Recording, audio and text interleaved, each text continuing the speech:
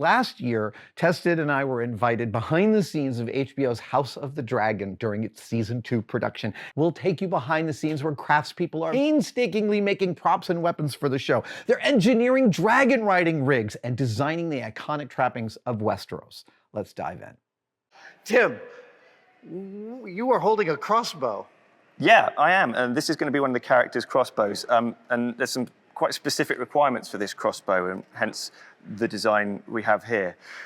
The character's going to be using it on the dragonback. Yeah. So authentic crossbows are quite difficult to cock. Right. With a Kranakin or a goat's foot both hands lever. and both feet. Exactly. Usually. So it's quite difficult to do that on a dragonback. Yeah. So to sort of get around this, we've done a latchet bow, and this latchet bow slides forwards like this. I've got to click it into place first. So this latchet bow slides forwards, there, locks into the hook, grabs. comes back, and we haven't put there's going to be a latch at the back, a catch at the back, and then that comes up, and then this is the trigger here, and that fires. Okay, so I'm looking at this, and I have been to the Wallace collection, and I've seen a lot of armor up close, and this looks like real steel work and armor work. Yeah, well, that's it. I mean, we're trying to make everything look as authentic as possible.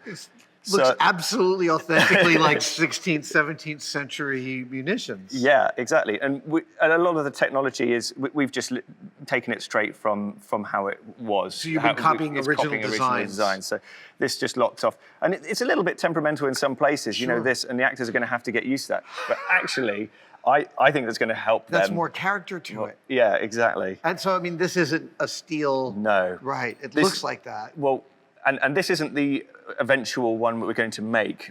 This is right. This bow we're going to do in a different material as well. This is just a standby one for the moment, which is just a plastic one. But we're eventually going to have fiberglass core in there with a rubber outer. Yeah. And that means we can sort of alter that tension and give it whatever we feel's the right amount of power. And you can make this as easy or as hard as you'd like to. Exactly. So we might have some shots where they want to release a bolt and it wants to fly off. But also we have to remember we have to be safe on set. So everything has to be as secure and safe as possible. So you can't accidentally fire a bolt Correct. on set. So at some point we're going to fit in a safety mechanism, which will mean that we can look at this cocked and it won't be able to shoot. Now, I'm looking at this, I see what is clearly jeweler's wax, and I look below you and I see pictures of inlays. So are you oh my God, you're hand carving inlays? That's right. So Darren here, he's just got the jeweler's wax. Nice to meet you.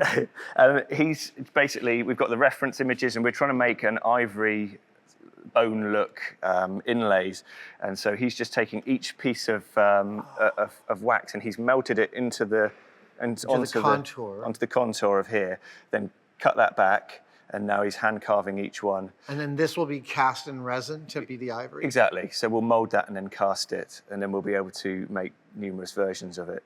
Are you having as much fun with this scrimshaw as it looks like? Oh yeah, definitely. I love all this sort of thing. It's giving me aches in the hand a little bit, but it's nice to just sit down and do something ornate rather than doing bigger stuff. Sometimes you get a little bit. Darren's been working a lot on the furniture for the swords, so the pommels and the crossguards. Right. So this is something slightly different, and it needs a different technique as well, with the sort of more or less refined in some ways to get that sort of scratchy feel. Right. Because that will come through in the eventual finish. When we add the paint effects and detailing, it'll just give it that punch, hopefully. Well, and I mean, these ivory inlays at Scrimshaw always feel sort of like devotional objects. And so I imagine that to get it right is a very specific meditative state. I just put myself in what it would have been like in medieval time. No, I just... But I mean, just taking it to one piece at a time and really... Yeah, absolutely, You could do it a lot quicker on modern techniques, CNC and 3D printing, but this is more of a labor of love, and I think it does show in the final product. Oh yeah, I love the wheel lock pistols at the V&A. Yeah, it's one of my favorite displays. Yeah, because of how ornate every last bit of everything is. So when I'm looking at this, even these sharp corners, those will go away. This will be part of a much more sort of old looking. Exactly, and I think we're gonna, I mean, this morning I was just sort of putting this together and thinking, well, do you know what, I think we should do another section here. I haven't told Darren yet, but another ivory inlay section on the front here. Yeah. And we're gonna knock off the chamfers on here and make it just feel a bit more worn. Integrated. But it's, you know, we've had it in the actress's hand and she's comfortable with it. And it's all designed around her proportions as well. Incredible. And also, it's one-handed, so you can do all the action like this with one hand. So, yeah, hopefully it's going to get some good features. That is really, really cool. Yeah. But this is only the little one. This is only the This is only the little There's one. a bigger one. Yeah. So over here, we're working on on a 5-meter Ballista Scorpion. I literally didn't see this in the room because it's the biggest thing in the room. Holy cow. So this came through in the script, and this is the one where you go, yeah, we're going to have to get our teeth stuck into this. What? So it's 5 meters wide, 5 meters long, and we think it's going to be about 2 tons when it's finished. Because it's being made out of real wood and steel. Well, it's actually aluminium. Oh, okay. So underneath there, you can't see it, but there's an aluminium frame. Okay, gotcha. Which has been completely welded together. Like a space frame that's been bolted. Exactly, and then all of this is sort of 25 mil Douglas fir timber that's been added on the outside. And then, you know, in a real ballista, you know, you'd have a self bow, so it would, you know, maybe a wooden bow or something like that in the original ones. Yeah, so that but we can't do that with something this size. Yeah. And also we can't. We didn't want to have it look like a Roman torsion engine ballista. Right. We've kind of gone for a cheat, and up here there's some elastic bands. Effectively. So there's elastic here. So basically when you pull back on here, so I'm going to pull this to me. Oh, it just gives a little bit of tension. It just feels like it's bending, but it's actually the elastic inside. So, amazing. And then, I mean, basically over here is the sorry, duck under here. This is the model of it. And how it's eventually going to work. So.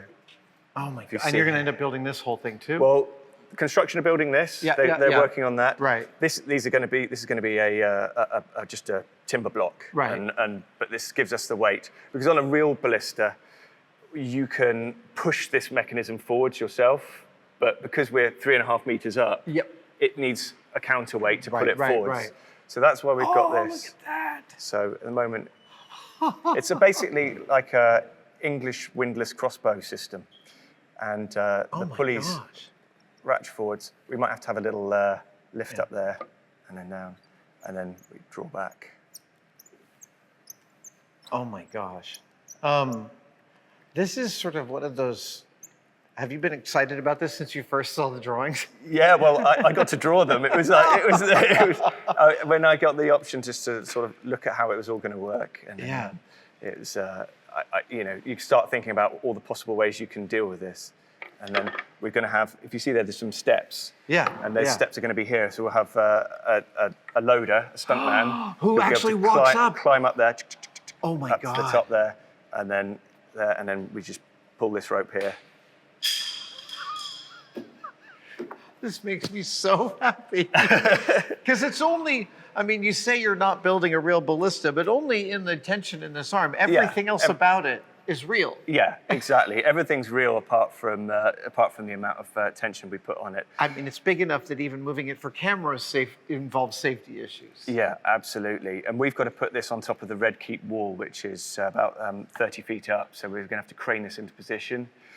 So even things like that need thinking about. Right. So you have to incorporate not just the requirements of the plot and the script into the device, but also where it's going to be and how it's going to be shot with, and whether it has to travel. Yeah. What the unions are like where it's traveling, I'm sure are all parts of your math. Yeah. Amazing.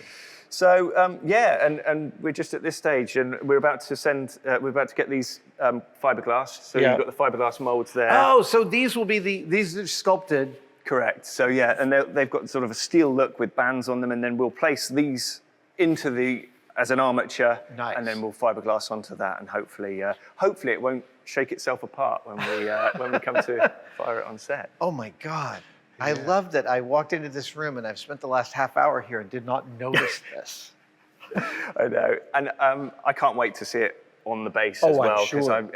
and feel what it's like to actually maneuver around. And we've done a few cheats. You know, we've got the wheels made and we put bearings in, and something that wouldn't be medieval, but I think to all intents and purposes, it feels pretty genuine. So where is it in its construction? How many more weeks do you have to finish this? We've got a while, but we think it's about 3 weeks out. About 3 weeks out. Yeah, we think so. In terms of labor. Yeah. That's fast. Yeah, I mean, it's taken a bit longer than we thought, but it doesn't play till July, so which is what 6 to 8 weeks. So we've got plenty of time. Right. And it's fitting into other people's schedules, so we have to work around construction. Yeah. We're going to they're going to burn and brush it to give it that look. So we've got to try and fit into their time constraints. And burning and brushing is such a key part of the weathering. There's no reason you'd sculpt this. No. Because you're just going to get a much better result out of using actual wood. Yeah, exactly. Right. Exactly. It would take weeks to get sculptors to imitate that texture. Yeah. And we do sculpt things here, but it's picking and choosing. We've just done a shield. This is just much better to do it for real, I think. Amazing. Well, Tim, thank you for showing this to me. This is beautiful. Having built a couple of large crossbows that are not nearly as large as this is magnificent. It's my pleasure to show you. Dude, the day it goes up is going to be so thrilling. I can't wait to see it up there and see it from the beginning of a concept in my mind to suddenly seeing it on the set. It's just going to be so exciting. So I'm just really looking forward to it. Amazing.